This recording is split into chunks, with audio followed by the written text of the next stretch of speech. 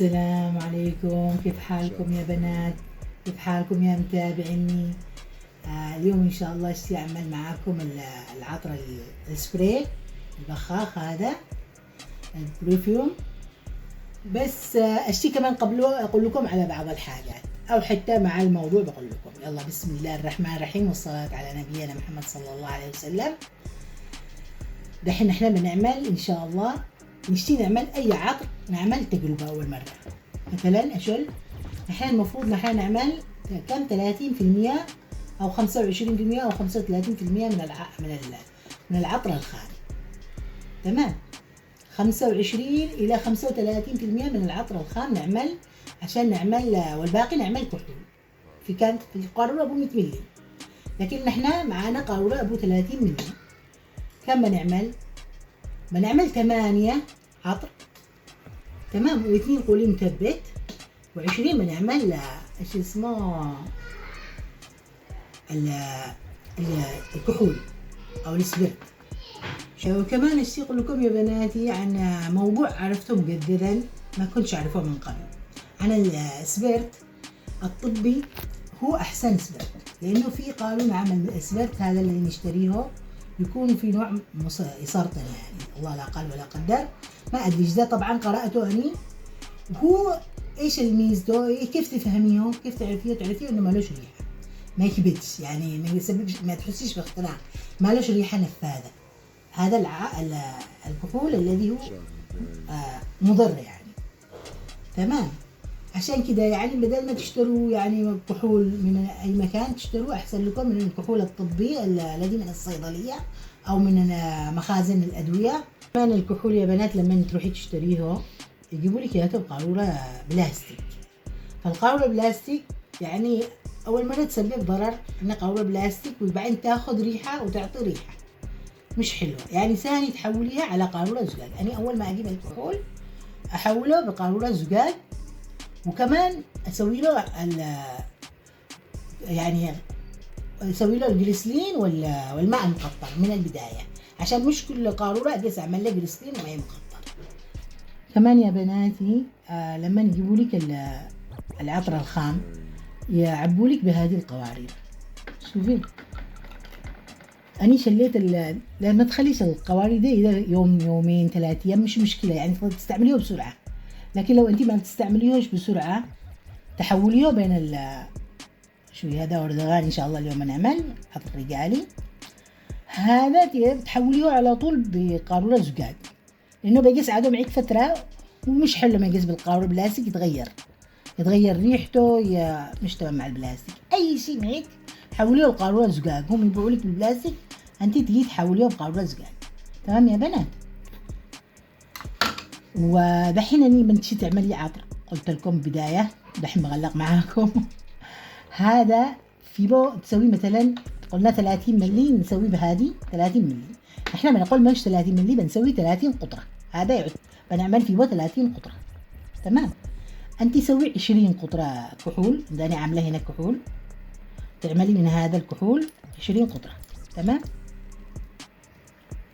5 6 7 8 9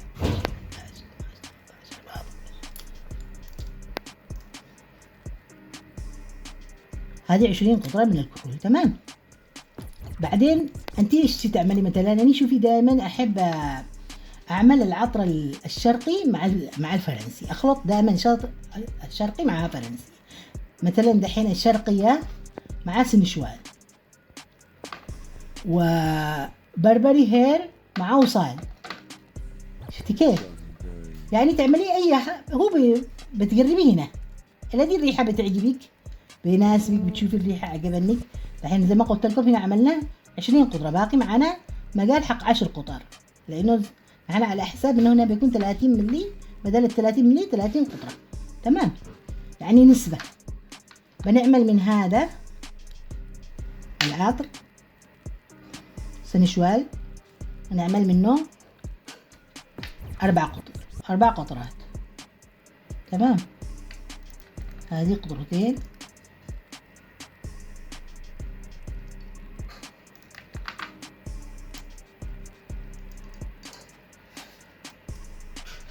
أربع قطرات من السنشوال. تمام يا بنات. ونعمل من الشرقية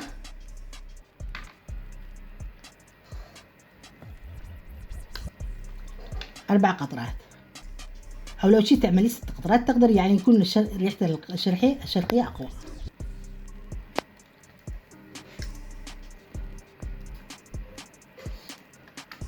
هو لأنه القارورة دي لأنها صغيرة والفتحة حقها صغيرة صعب إنك تخرجيه. تمام. بنعمل مثبت مثلا.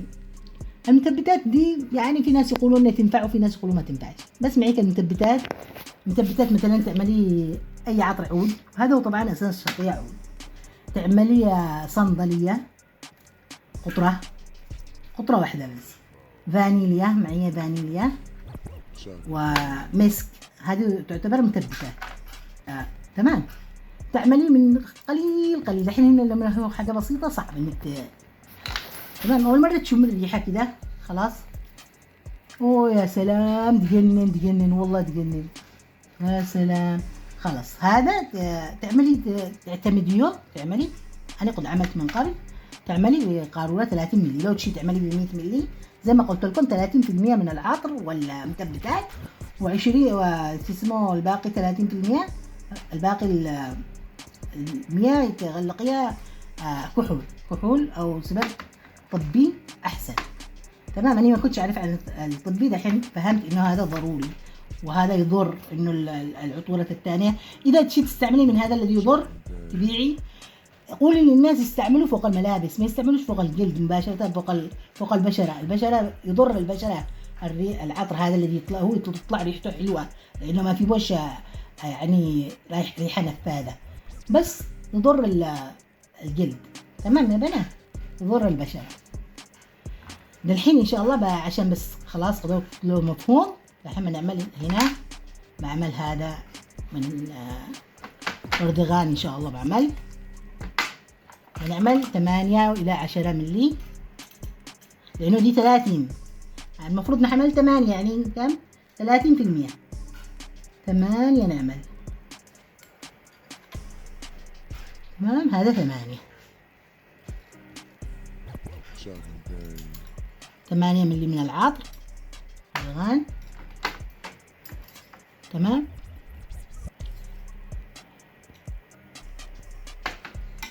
ونعمل من الجليسرين 1 ملي، 1 ملي جليسرين. تمام.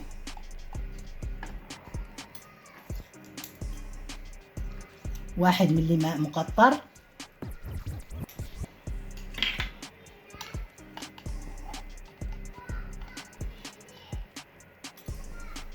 خلاص دحين دي تقريبا صارت 10 ملي. واذا تشتي تعملي مثبتات معك هذه المسك والفانيليا للعطور الفرنسية، لكن العطور الشرقية ممكن تعملي عود صندل.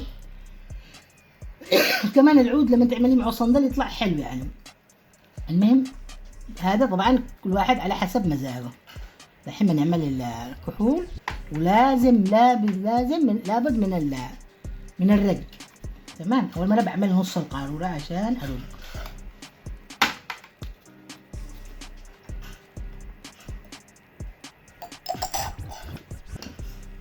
تعملي كتير ترقي.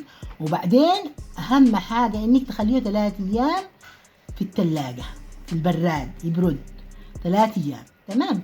وبعدين تخليه 20 يوم 30 يوم شهر، تخليه كل ما خليتيه اكتر بتطلع الريحه احسن، لانه لازم يتعتقوا في مكان مظلم.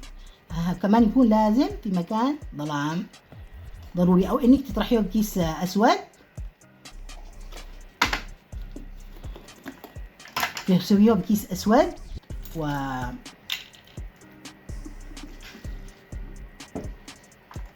وتدخليه تحت الثياب.